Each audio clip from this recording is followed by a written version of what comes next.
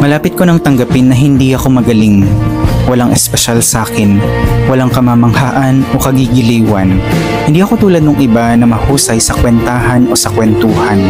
Parehong kaliwa ang paa, hindi kasundo ang musika. Karaniwan lang, nandito para itanghod ang mga mata, para pumalakpak sa iba. Hindi ko kailanman naranasang maging bida o una, lagi lang suporta. Laging kailangan magpakilala. Ako si ganito, kasama lang ni ano.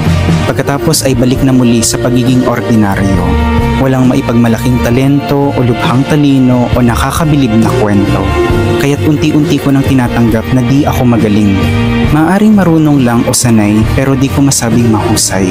Nahihirapan pa rin makasabay, may mga sandali pa rin ligaw sa buhay. Hindi ko pa mawari kung may patutunguhan ba tong pagiging karaniwan lang. Pero sana meron. Sana kahit papano, di ako isang tabi na lang ng mundo.